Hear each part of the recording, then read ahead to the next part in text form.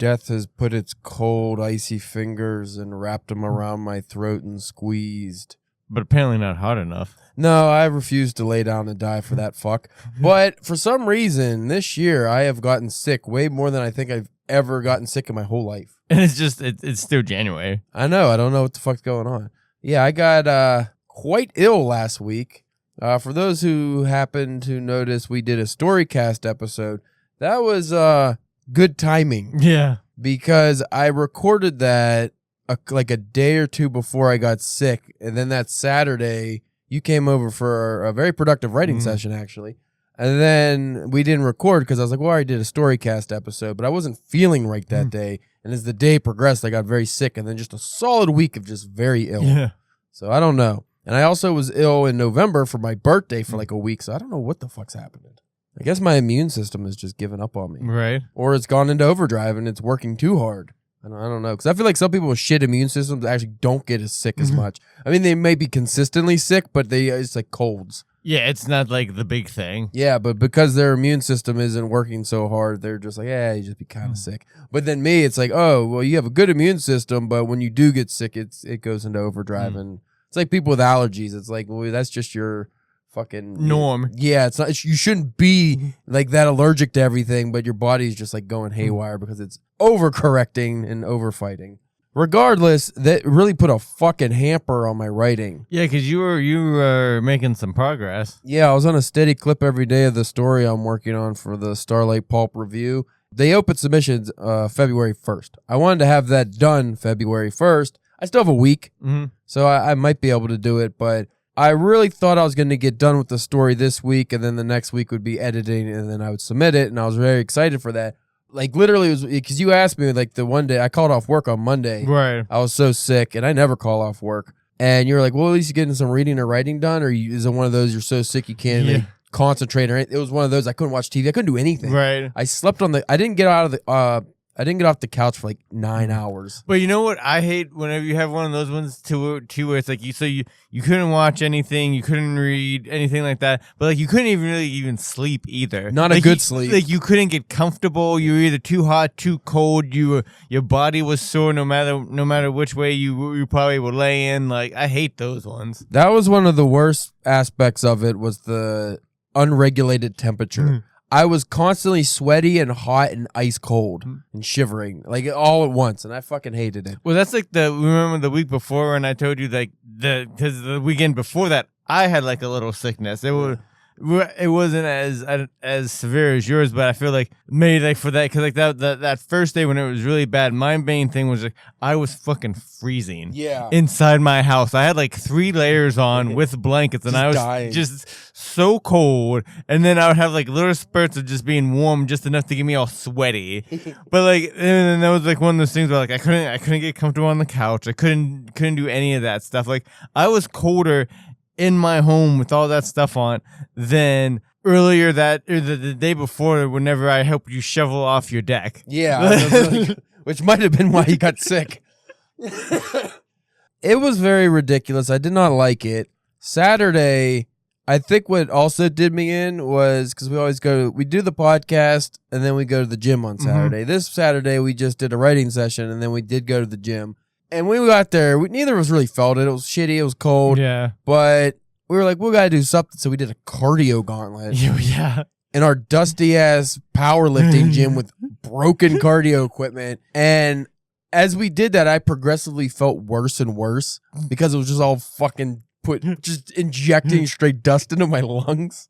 So I think that also did not aid me. And then what I think honestly really did me in, whereas I might have just been like you and got like that cold and been sick for a day, we ended up having a snowstorm and then just negative 12 degrees. Oh, yeah. Oh, dude, if I would have had those chills during that, I probably would have died. I felt like I was in a fucking Siberian camp, like a work camp, a labor camp, because I had to work Tuesday to Friday. I called off Monday because I couldn't get up. And then Tuesday, I still felt like shit, but I was like, I have to go to work because the way my job is, I'm the only one that can do it. So if I don't do it, it doesn't get done, and then bad shit happens. So I don't know. It's a bad shit, not for me, I guess. Well, for the company. It just you have to do more than whenever you come back. I'll get double fucked.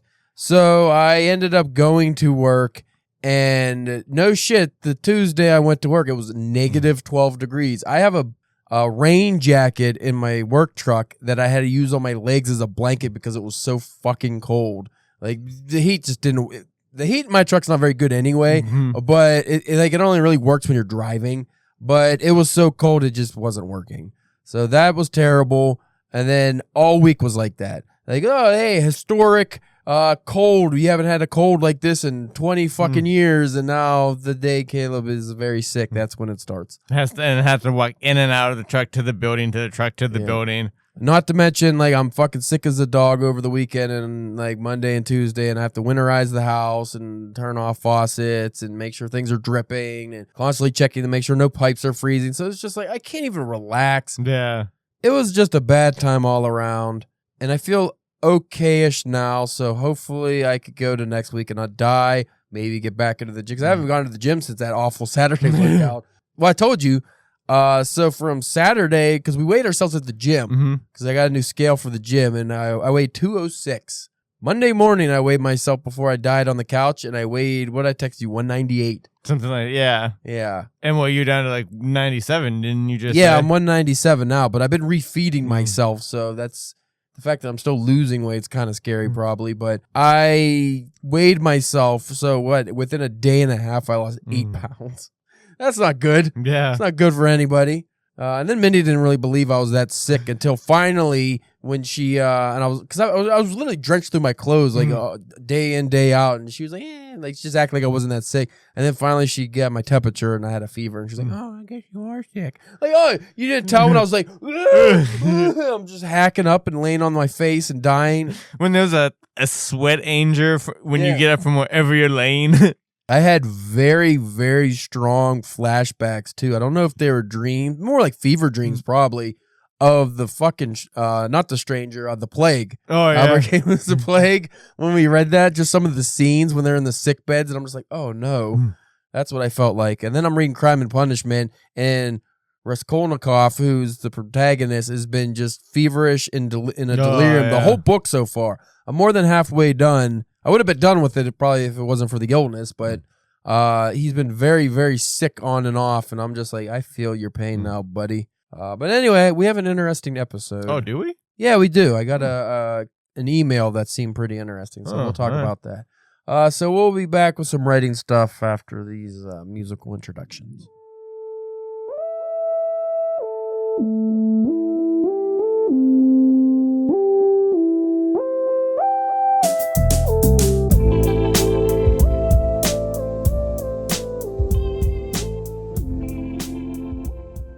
You are listening to the Drunken Pen Writing Podcast. I'm your host, Caleb James. With me, as always, Spencer, the Oregon Ovary Opener Church.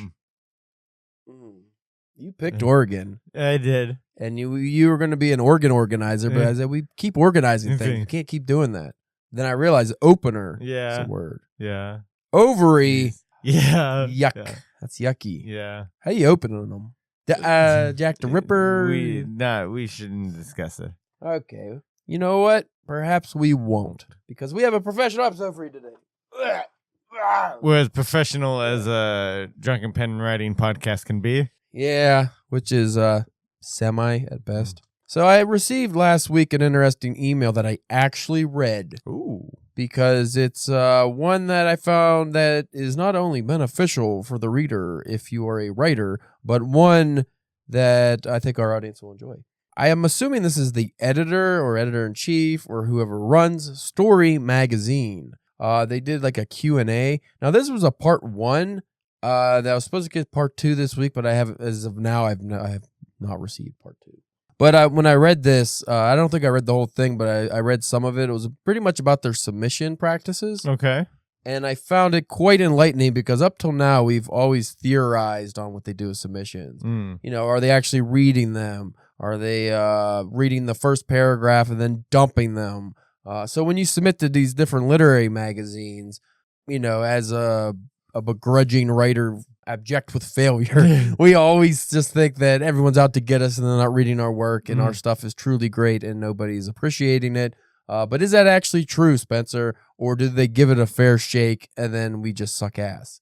Well, let's find out. And of course, this isn't going to be every literary magazine's practices. This is just the one who works for Story. And I believe this person used to work for the Missouri Review, which is actually a big deal. So I think they go into their practices a little bit as well. So I am reading verbatim here this person's words. These are not Caleb's words. This is an email I received. So I feel confident in sharing this as they shared the information for free. So thanks for sending in your AMA questions. I wasn't sure how many questions we were going to get, but boy, did we get a lot. Of the more than 36 questions, we received a large chunk of them mainly revolved. All right, we got it. All right. Can you walk us through the submission process? In other words, when a manuscript comes in, what happens first, then second, then third, then fourth, etc.? I feel like this is what we need to know. Because we've actually had editors who've taken submissions in, and we've talked to them on air, and I still feel like we never got clear answers on, are you actually reading the shits? A lot of them was more about the cover letters, and if you know somebody, put that in your, I know the editor over at blah, blah, blah, who's a friend of yours, and they recommended submitting to this magazine. Like, that thing gets you in the door better than just saying, oh, I'm Caleb, and I like writing fun stories. So, all submissions... Get it by your mouth. Put it by your mouth, Caleb. My mustache is getting so unwieldy. It's like been chewing on. I shaved it like 3 times. You're getting that old man hair growth. Where it's just constantly just credit. Straight down. I wish it grew out walrus, but no, it goes right down. All submissions come through our submission manager. We do not accept and certainly do not read manuscripts sent via email. That's a common practice for many literary reviews that go through Submittable, but they're obviously, you look at the guidelines, some do take through email. A lot of the ones everyone I've ever had success with was through email. Never got a single Submittable one to accept me so far. Currently, Story has 24 volunteer readers who are assigned 10 manuscripts once per week, so a pretty decent reader, reader group. At any given moment, roughly 240 manuscripts are in progress. So that's a lot. Yeah. But of course, Story is a bigger one, and I think they pay decent, so that explains that. This simply means they have been assigned to a reader, and 1,100 submissions have been received but have not yet been assigned. These are designated received. Now, the Missouri Review, they have their own online... Well, I guess this doesn't say Submittable. It says Submission Manager, so they might actually use the same process as the Missouri Review. Missouri Review, you sign up to their online submission form thing, and it keeps track of all your submissions to them, which is cool. But it will tell you when it's assigned. Submittable does not do that. It just says if it's in progress and stuff, so that's pretty cool. On Tuesdays, I assign manuscripts to our readers. At the Missouri Review, our weekly editorial meetings were on Tuesdays, and I guess since then I have just continued with Tuesdays as the day to pass out manuscripts. Anyway, stories are reviewed in the order they are received, so the oldest manuscripts get read first. As of today, the unread submissions at the top of our list are from late October 2024. So it's January now when I got this, so yeah, that's quite a... Yeah, that's long. So you were wondering why it takes so long for you to hear back from some of these places if they're only in October as of January. And I'm assuming they don't have open submissions year-round. They probably do have closed submissions. For assigning your story to a reader, I do not look at cover letters or length of the story. It's interesting.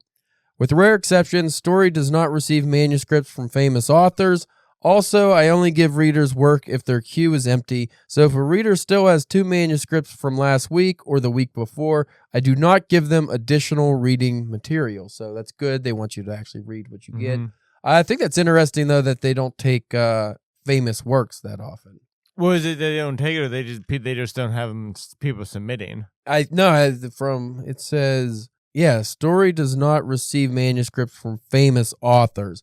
So I think, what happens is a lot of times, so like a Stephen King, he wants to submit to your journal. Yeah. It's his agent that does it. And it's like a special submission, basically. It's like it's going straight to the editor, probably, or something. It's not going through the slush pile process. Yeah. So I think that's what he's referring to. But that's cool though. It's like, okay, you're not just taking work, because I would be like, oh well, if Stephen King wants to submit to my magazine, I'm gonna, even if it's not the best story, we'll publish that story to get the readers up. Well, that also though depends on like how much you have to give Stephen King to publish his story. You know what I mean? Yeah, you're going to have to pay him a significant amount, I would imagine. Though at this point, he doesn't need the money, so I wonder if he really cares as much. Well, no, but I mean, that's probably with any famous, author. Yeah.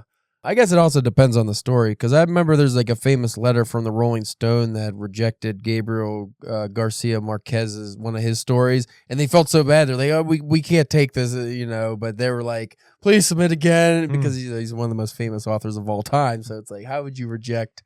It'd be like rejecting Hemingway or something. Yeah. Like, it would be fucking weird. Like, imagine like a Haruki Murakami submits to your magazine, and then it's like, well, this actually is a shit story. What do I do? I tell all readers the same thing. Look for a reason to accept a story, not a reason to reject it. So I like that. I really like that motto, because I feel most places just want a reason not to have to read the story. Like, if you're getting hundreds of submissions and you're a very small staff, I could see readers just be like, I don't want to fucking read any more shit right now. You get a couple pages and you're like, okay, no, not this one. Give me the next one. To be fair, I don't know if these people, that's all they do is read. Like, if that's just their job, is they're reading submissions, or if these people have actual jobs, they're, putting the formatting and everything together, are they actually working on this? Because I never read stories, so I don't know if it's like an actual print magazine, a review. I just know it's very popular. I don't think I've ever submitted to them, which is why it's weird I get these emails. I think they have like a lot of contests and stuff, but I don't know if the readers, like, if that's their only job. If you're just reading, then yeah, I would get it. You should read and actually take your time and all that stuff. But if you have other duties and then reading's just like, all right, time to read the fucking Slush stuff, and like, oh, god damn it. Probably be the worst part of your week. Notice that this can be very open-ended. It might be voice, it might be style, a great character, an evocative and strange setting, some combination of these things, and numerous others. I want to know, what are the strengths of the story? Why is it memorable? This and other broad questions should, I hope, encourage a reader to find gems that perhaps need a little polishing. If a story doesn't meet these standards, the first reader is allowed to reject the work.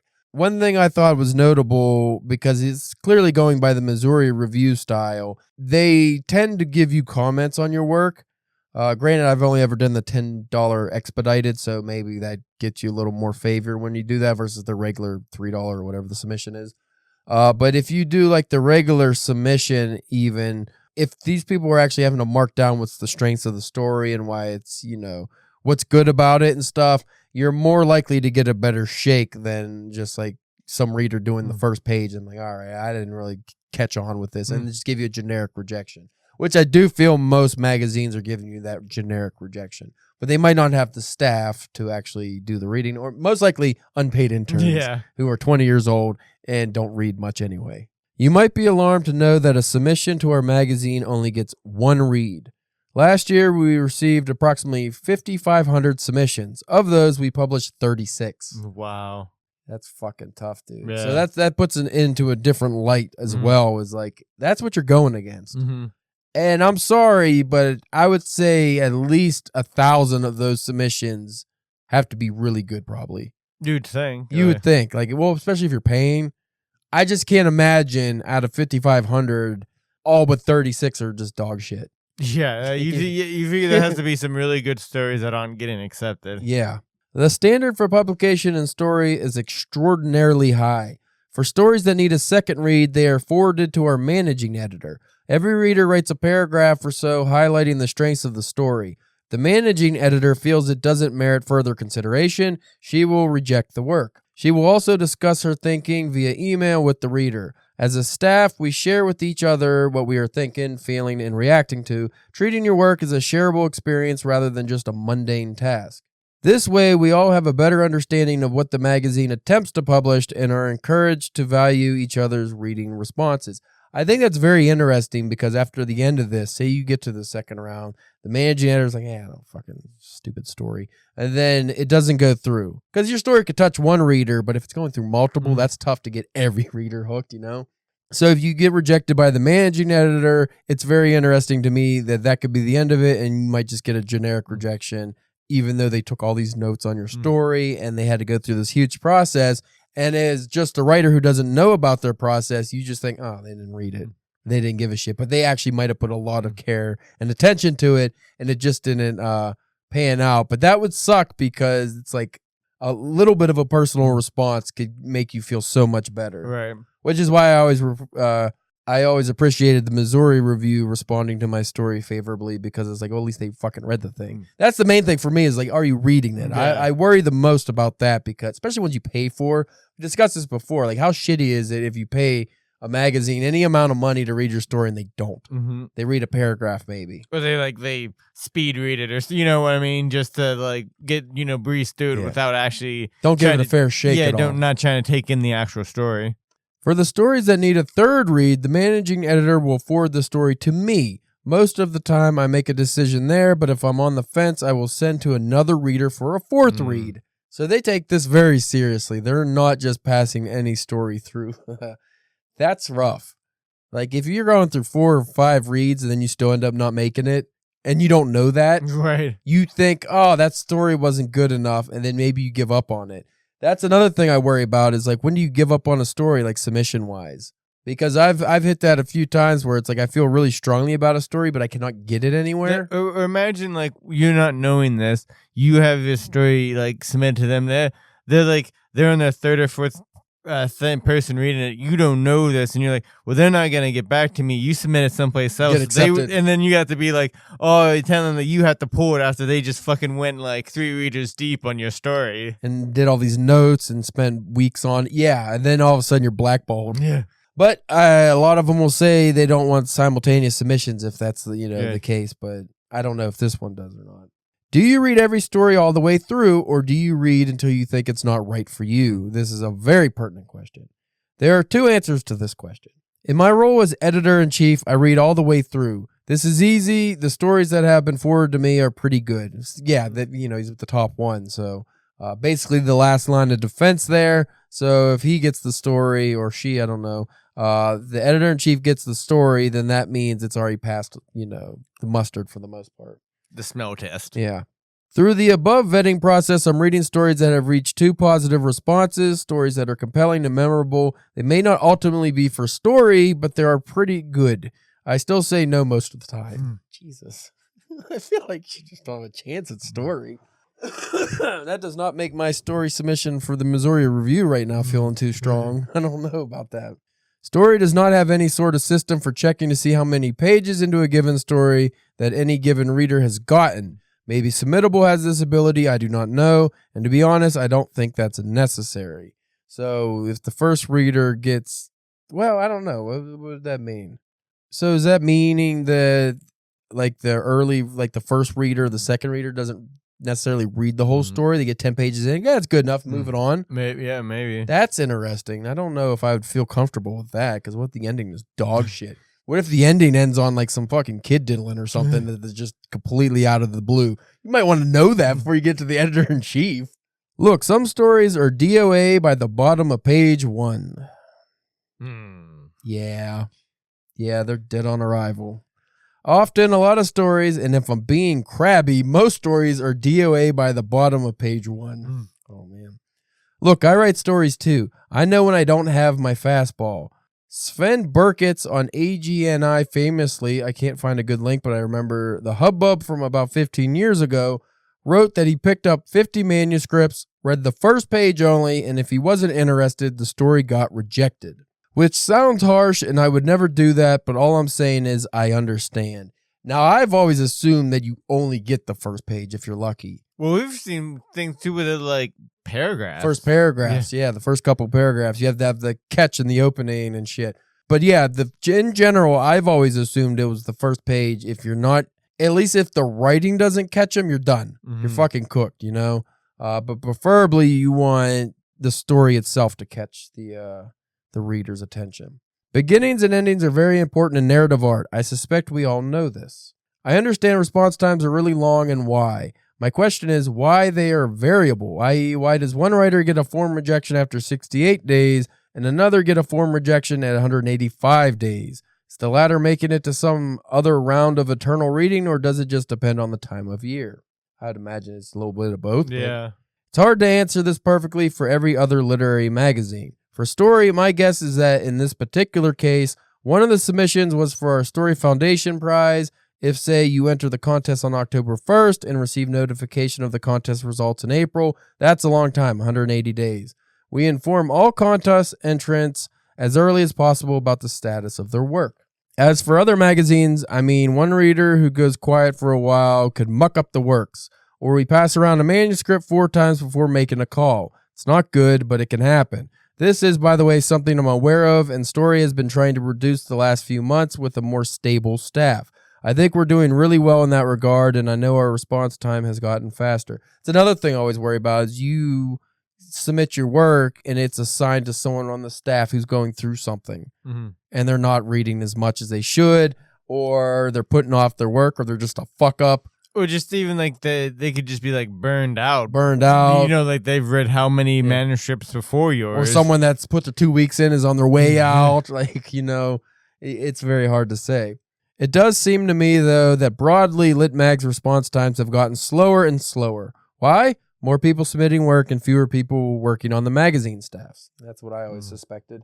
Something which I'm always curious about and which most journals don't seem to publish is your publication rate from open submission rounds. What percentage of submissions received are ultimately selected for publication, and from the final journal, what percentage might come from the slush pile as opposed to pieces which are solicited and or from authors known to the editorial board?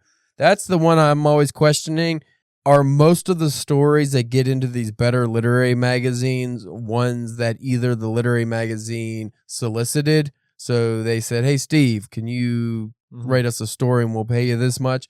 Or are they submissions, like you said with the Stephen King example, where it's submitted to them straight to the editor from an agent or a writer or a friend or somebody that has a better shot and doesn't have to go through the slush pile?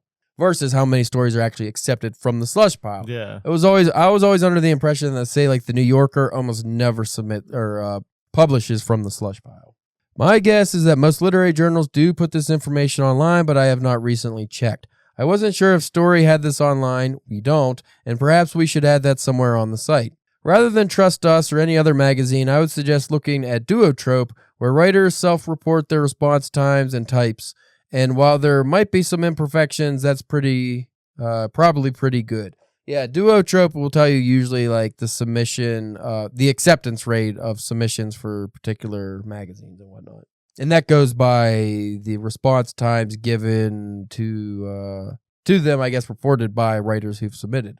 As for Story, the only issue we solicited is issue number 4. The reason I did that is because I was trying to get Story off the ground and needed content ASAP. We relaunched in October 2018 with the goal of having an issue for AWP 2019, so I had to hustle. Since then, Story does not solicit work for 2 reasons. 1, soliciting is bullshit. More famous authors or friends of the editor shouldn't get to jump the line, especially if we charge for submission fees, a separate but not irrelevant subject. That's the big one. If you're charging submission fees and you're soliciting, you're kind of a hunk of shit. Yeah, you're just trying to get as much money as you can. It's one thing if you're soliciting one story. It's like, okay, we're going to take 20 stories in this issue. And you have like one big name author and then everybody else. You could do that for every issue. I would not see a problem with that. It's when you're soliciting a lot of stories and it's like, hey, you're also accepting money from these poor writers and they don't have a chance because you're soliciting most of your work. You can see how limited the space we have in our magazine is, and while fairness might be a sliding scale, I can already see a few objections to this newsletter's content.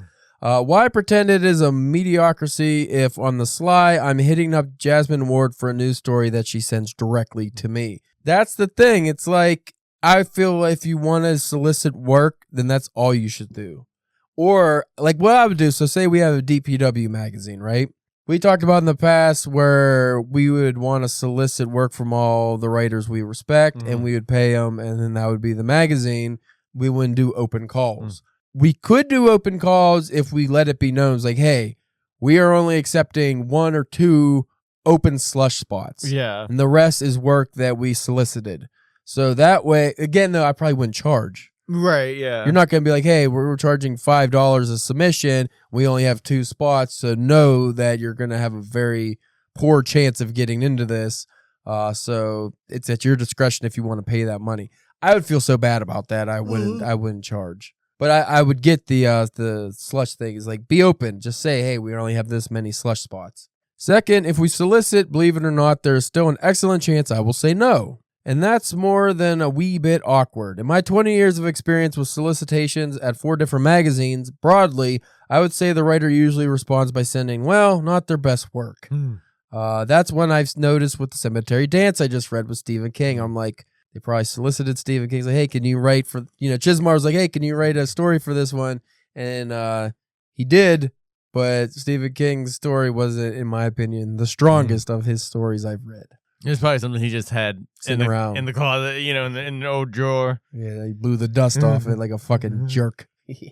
That's anecdotal. I have no proof, but it seems to be the norm. And boy, that always kind of sucks when you get work from Writer X and you, as an editor, don't like it. So for those 2 reasons, we do not solicit. Whew, that's enough for 1 week. Does this spark more questions? Ask through AMA somewhere in the subject line and write us at contactstorymagazine.org.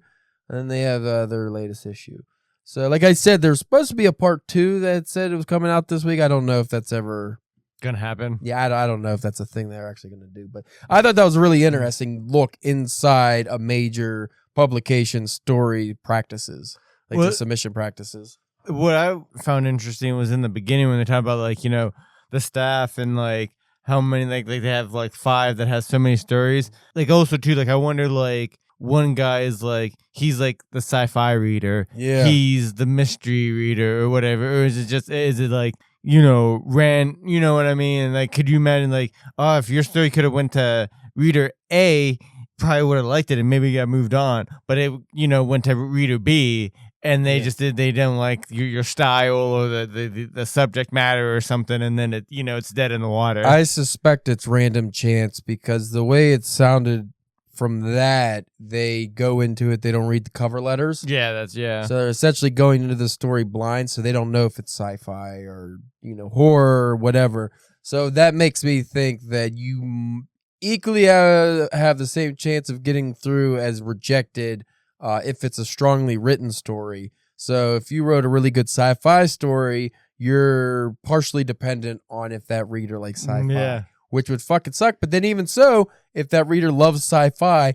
loves your story, pushes it forward, who's to say the second reader likes sci-fi? Right. That's a problem. Well, that's just a problem you're going to encounter with genre anyway if you're submitting genre to publications that don't specifically publish genre. Yeah. So, because a story, I'm assuming, is more of a literary magazine, so they don't generally publish straight genre. Yeah, true. So if you're submitting a sci-fi story to Asimov, well, yeah, that's what they're reading. So you have a chance regardless. Right. You're not going to get one of the how many readers they assign to it who doesn't like sci-fi. That would fucking not make any sense.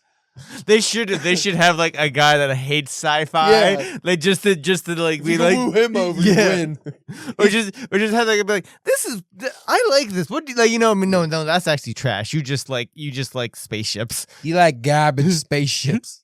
I feel that would be a hard job being a reader because at some point you said about the burnout, you're gonna get burnt out on stories. You're just not gonna want to read, especially because you're probably getting so many poorly written ones. Be honest, there's not that many great writers out there, you know, that are going to be submitting to slush piles. It's going to be a lot of people just starting out. But could you imagine though being at a magazine, either literary or genre or whatever, and getting a first an early story of an author that eventually down the line becomes kind of famous or really well known or something like that, but it's oh, you read one of his first stories in public, you know what I mean?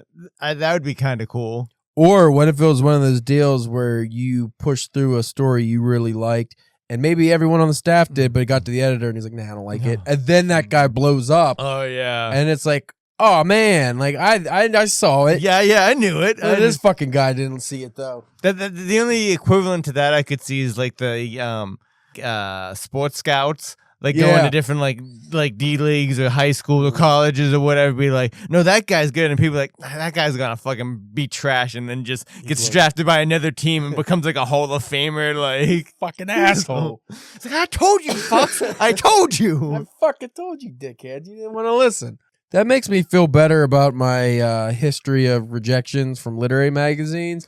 But here's one of my major issues when it comes to the literary magazines in general, because you haven't really read many or any that I know I've read quite a few from the New England Review. A lot of ones I submit to. I bought issues to try to get a feel for what they want.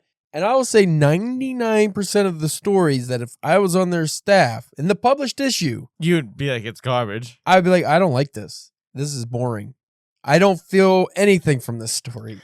And I feel like a lot of those, like, now granted, what he was just saying, that thing is like, I feel like a lot of those is like, then you know somebody. Yeah, that's what I always feel. Like, I know it's saying, oh, we don't want, you know the editor so you get in.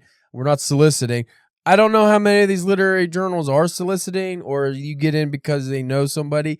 I often suspect that because you read the bios, like, oh, well, this person is fairly successful. Is that why they're getting in? Well, I feel like a lot of those ones are like probably like maybe like the writer and like whoever's in charge or something had like the same professor at different times or things like, you know what I mean? Especially with like that kind of, from looking from the outside, snooty kind of smelling their own farts kind of culture, like, you know what I mean? That I scratch your back, you scratch mine. Oh, like a lot of times you'll find is like, oh, this story was written by somebody who was a former editor at this other magazine. Mm-hmm. And I bet you if I go look at a couple years ago at that other magazine, the editor of this magazine was published by them. Yeah. One of them deals. So I see a lot of that back alley abortion. That's not the right thing. I'm still sick. I see a lot of those back alley handshakes going down. Hand jobs. I don't know why I said abortion. That's where my mind goes these days because that's where the U.S. is heading, unfortunately. I feel that that's a shady practice. But anyway, going back to the literary magazines, the biggest affront to me isn't so much that some of the stories are boring or that a lot of them just read kind of the same. It's that I never find the writing interesting. Mm-hmm. It's very, we've talked about this before, it's very uniform. It's very paint by the numbers. Writers group or writing class style where it's like, oh, we all went to creative writing school and learned the same style of writing. Like, I want something interesting. I want something that really captures my imagination story-wise, but I also want something that I read and go, damn, I almost want to read that again just because the writing. For a literary magazine, you don't have to have that with everything, but I feel that it's important to stand out. So when I submit work, even if I don't think my story's the best, I always know my writing is going to be different from anything that's submitted to that issue. And that's what always ticks me off. I feel like a lot of these readers are conditioned to read a certain style of writing. And when you break that mold, you might get some of the ones that are a little more avant-garde who go, oh, finally something different, and they're excited. But you also might get a lot of them who go, that's weird. Yeah. I don't know, man. Like, I'm not used to that. We're not going to publish that. That's too out of the norm the way that's written. And it's like, why? Like, why can't you take a chance? Like, I find that the few times I've come across a story that was written in a different style than what's normal in the magazine, or one that's just a different kind of storytelling, is the one that always stands out. Even if it's not the best story, it's the one that you remember. Yeah. And I think that's what's more important than anything is if the story's memorable. Because I've read a lot of good stories where it's like, once you're done reading it, forgotten forever. So yeah, I mean, it didn't leave an impression, So I don't know. That'd be interesting to. I hope they do send another AMA that we can maybe talk about next week. But if not, I would like to eventually talk to some more editors from not necessarily better magazines, but like who have more varied experience and can tell us more about the process of submissions. And so we've had a couple on, but they never really get into it. Right. It's almost like they didn't want to. It's like I think they just didn't want to admit that we're not reading the work. So what do you think, Spencer? Does that fill you with hope about submitting, or does that make you just want to go down the drain some more into indie publishing? Yeah. Yeah, well, I mean, also, too, like, mine a little bit different because I haven't even really tried writing too much of that, so... Yeah. But I'm sure a lot of that also leaks into, like, the genre stuff, too. I would imagine any pay market's going to have a similar style of... a similar process of submission gathering. So like Asimov, like that's a big one. They're going to have pretty strict guidelines with what they're doing. And if anything, you figure like those ones are going to maybe even be tougher because you probably have more people submitting to those than you do like the literary stuff sometimes. Oh, I imagine you could easily double the amount of submissions than a lot of literary magazines get with those. it's kind of a crapshoot being in the slush pile. So I don't really know how you get out of that until you get famous, Right. basically, or at least getting known enough where you can get an agent and the agent can just submit on your behalf. Which I always thought would be an interesting thing. Is like, hey, I got this story. Can you just find somewhere for it to go instead of me doing it? I'll pay you $5, bitch. That would be a cool idea for an episode if we could find like maybe like a lower tier agent to have on to talk to, you know, because we've had episodes where we've talked about like agents and having, but like to actually talk to an agent and see what that, you know, as an interview kind of thing, that would be kind of cool. We've had a couple reach out who wanted to be on in the past, but I think that was like during the holidays when we're like January. And Boy, I yeah. haven't heard anything back. Yeah, I don't know. I found that cool article. Well, not really an article, but that was like an email that was actually worthwhile. Right, yeah. I was like, oh, I learned some shit. Made me feel not so bad about all these rejections that I get from these magazines. Especially, too, because like you seem to get like a longer like period. So like hopefully that means that it's like it's gone up the tier a little bit. Like, you know. I do notice over the last like 2 years, my being in the queue is a lot longer than it used to.